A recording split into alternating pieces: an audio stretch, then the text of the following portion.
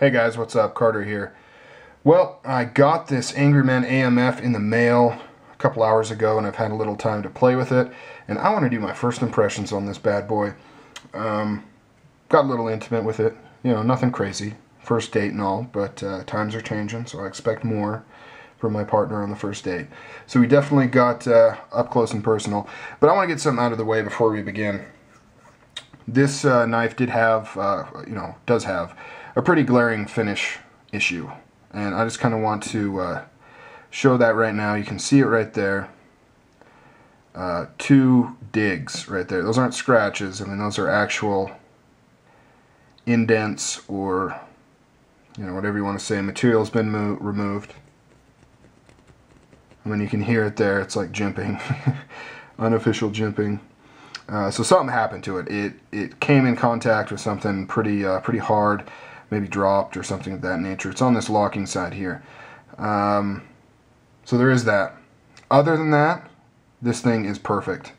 There is not a single finish issue on this entire knife, other than those two little markings right there. So that that kind of sucks, but at the same time, the intended use of this knife, it's not really a big deal. Now, let's get some specs out of the way. This is probably going to be kind of a review. Overall length on this is about 8 inches. You've got about 3 1/4 inch blade. So it's a medium small knife. Very good for EDC use, utilitarian use, which is what it's meant for. Look how thick that blade stock is. I just love that. One of the things I like about the Hest is how thick that blade stock is. Huge stop pin right there. Really nice. The tang is actually kind of curved, so when it interfaces with that stop pin, more of it, like if this is the stop pin and here's the interface, it curves, so more of it is making contact, as opposed to if it's flat, then only the top part's contacting. And that'll help prevent kind of that initial wear on your lock bar, because what happens is when you open it, especially hard, it'll start to indent a little on here, and it'll start to flatten this a little bit, and that'll cause the blade to go back, just a micron, just a little bit, but enough to cause the lock face to kind of move over a little bit. And that's where you'll usually get that initial kind of wear-in period. So that's really nice. A nice touch on there. I'm actually going to save the most impressive feature of this knife for last. Next up, let's talk finish. It appears that the whole thing has a bead blast with a stonewash over it. Love that look. It's the Les George VECP, which this has been compared to quite a bit, has that same finish on the whole thing. So very nice. Pocket clip, it is right hand, tip up carry only. You got it's not a spoon, it's kind of similar though in function, but it's kind of got this nice sweep here. Very, very strong. I mean, you can see how thick that titanium pocket clip is, very strong. So that should work very, very well. 2 screws holding that in. Everything is Torx screws, 2 body screws, Torx on the pivot there. Stop pin acts as a standoff as well as a stop pin. I really can't wait to take this thing apart. I'm curious how this kind of works. I'm assuming that, I'm not sure. This hole almost seems as big as the diameter of the stop pin. So I can't wait to take this thing apart and take a look inside. Got a black G10 backspacer. It's smooth, but it actually sits a little proud of the frame. And I really like that look. That's cool. Titanium lock bar, nice and thick. Not insane thick, but as thick as you need. The cutout for the lock bars on the outside. I'm not going to say if that's good or bad. The jury's still kind of out on that. Blade shape is excellent. Really like that. Got a nice little swedge on top of that really thick blade there. Very thick tip. That's not breaking anytime soon. That's really, really, really nice. Really like that. It came fairly sharp. I'm just going to strop it a little bit just so I can get it to hair shaving, but it came very sharp. Nice kind of matte finish on the edge there. You can see. We've got some really cool design elements going on. I like this cutout right here. You've got this kind of pyramid steps here, kind of similar to the dual thumb studs that are being used. Jimping is completely non-functional. In fact, you can see how it barely even has a shape when you look at it that way. So it really doesn't serve any sort of purpose. It just looks good. But you don't really need it to. You don't need it to because your hand locks in so well. Really nice how that works. The logo, I thought I'd really struggle with the logo. You know me and logos. And this one kind of reminds me of, you guys are probably too young, but back in the early 90s, there was this brand called, I think, Bad Boy. And it had this angry looking guy with this spiked bracelet going like, you know, I'm cool. That's kind of what that reminds me of, both in style and in kind of what it's showing. But I don't mind it, and I like how it's kind of lighter. You know, it's not dark, blazing black like I see on a lot of knives. It's kind of nice and subdued. You know, it is kind of a shame with these digs in here. I'm not going to cover that up. I don't do that. You know, I don't care if I love a company, love a knife. I'm not going to not mention something like that. You know, am I saying that you're going to get that? No. This is the only one I've ever seen with anything other than perfect fit and finish on one of these. Not that I've seen a ton of people get them, but I've seen a few and heard of a few people get them. Never seen that issue. So I can only assume that it's an isolated incident. But, you know, of course, isolated incidences can become non-isolated. So I'm definitely not going to not mention it, but it is there. But like I said, fit and finish other than that is really, really spot on. I mean, just great. Now, let's talk, is this a mid-tech? Is this a custom? Good question. Hard to say. The maker, Keith, he considers it a mid-tech because it is CNC machined. However, I believe he does the CNC machining. He started off, this is his first full-on knife. He's done parts, milling, CNC machine parts for other knife makers. This is the first one where he did the design himself and did, you know, the work himself and produced his own knife. He has, I believe, another collaboration knife that he's done, but this is the first all on him.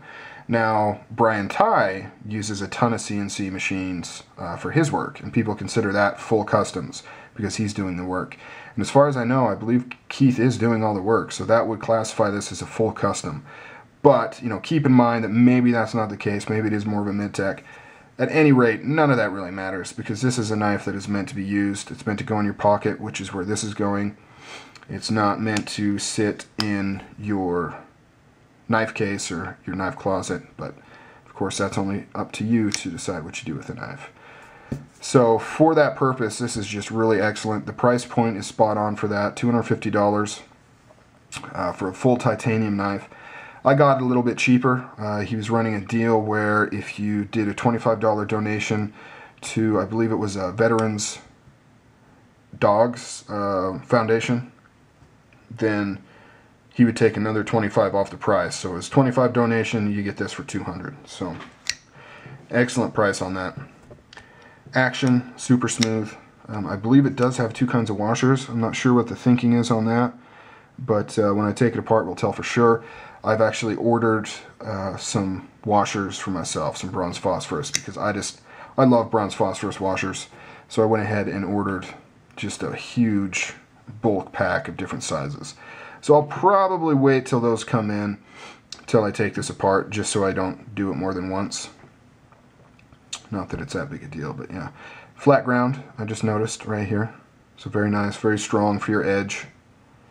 Now, let's talk ergos. Ergos are, for me, for my giant meat hook hands, ergos are a little off. And not actually in the shape. The shape is wonderful.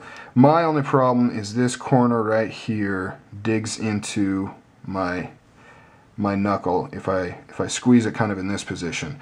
If I kind of change it so that it's, you know, angled a little bit more this way, you know, so it's actually sitting more on top of like that, it's not so bad. But if I kind of grip it around more, it does kind of dig. So let's see. So if I were to pick up this knife, I go to use it, you know, it will dig a little bit right there into my knuckle.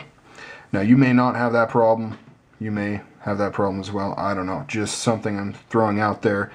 And one of the main reasons why I am mentioning that particular thing is just the ease that it would be just to round this little point off there on both sides. Just, you know, Keith, if you're watching this and if you're up for suggestions, just a little one, not much. I'm not saying change this whole shape, but just kind of take that point down, and then you really, I wouldn't have any sort of problem with that at all. That would be just perfect. Like I said, other than that though, it fills the hands really well. You know, even my big hands make it right to this end right here. Very nice. Enough sticks out that you could actually use that as an impact tool if that's your thing. But really, really nice blade. Super smooth. Action on that is just killer. Detent's good. You know, see, like that much. If I really fling it though, it'll come out. Perfect. I like that. And you can always change that. If I put more tension on this lock bar, it would increase the detent strength. It would also decrease the smoothness, however, and probably make it sticky a little bit. Now, like I mentioned before, most impressive thing about this knife I save for last, and that is the 100% amazing, can't believe it, perfect lockup on this knife. The tang angle, the cut that was made, I mean, that is perfect. Look at that. Nice and early lockup, but not stupid early. Almost seems like there's a competition to see who can get the earliest lockup, and sometimes I see some of these really early lockups and I'm like, I wouldn't trust that at all. What's the point in having that thick lock bar and thick tang if you're only gonna, you know, I mean, I've seen lockups where it's like, you know, it's like that, and you're like, what the crap? Absolutely perfect. Plenty of room to wear in. Angle is perfect, and it does not, no play at all. I was watching a review recently, or a discussion or something on YouTube, where the individual mentioned that, you know, it's pretty common for lockup, you know, when you move it back and forth, you'll get a little slide. I mean, you know, as long as it's not sliding off or it's not extreme, but usually anything, you'll get, you know, you'll get a little slide. This is nothing. No side to side, out the box, up and down, like, I hate saying bank vault. I don't know. Are bank vaults really that strong? But whatever. Lockup is amazing. Keith, if you see this, you are a lockup master. That angle is just perfect. I was very impressed with that. That's usually one of the hardest things for makers to get right is the lockup, and you did an amazing job there. Really good. So all in all, man, I really dig this knife. I think it's just a great utility pocket knife, medium, small sized, 154 cm steel. I don't know if I mentioned that. Really good utilitarian steel, good rust resistance. You know, strong, easy to sharpen. It's not the most edge retention knife steel out there, but you know, it's a give and take, and it's just a good all-around steel. Very, very good.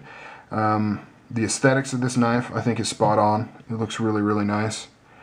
About the only thing I think that I would change in terms of looks is this black pivot back here. Looks a little odd for two reasons. One, because it's actually floating on the surface. Looks really strange. You know, this one is beautifully inset there. It would be nice if this was the same. I realize that's more work, but it just looks kind of, I hate to say cheap, but it does kind of look cheap how it's just sitting on top there. And the fact that it's black. You know, the only other thing that's black on this knife is that backspacer. All the hardware is a nice satin finish, except for this one screw here. So, you know, any recommendations I could make as far as aesthetics, the shape is spot on. You know, all this nice step work here, this milling, this cutout here looks really good. The shape of the handle, everything looks good. Only thing I'd change is if we could get a satin screw on there that was inset along with this side. Man, that would just make the sucker scream. But anybody that's in the market for a knife like this, don't hesitate to pick one up. It's very, very nice. You know, I mean, just a couple of tweaks, and I think this is definitely a contender against like a Les George VECP. I really do. And I have owned one. You can see my old videos. I used to have a VECP. I liked it a lot. And but of course, this is, you know, half the price. So it would just, I mean, it would give it a serious run for the money. Well, I think it'll give it a run for the money as is, but you know, clean up just a few little things and it would possibly blow it out of the water. I know that's a bold statement, but really super nice. Alright guys, that's it. First impressions of the Angryman AMF all titanium folder. Later.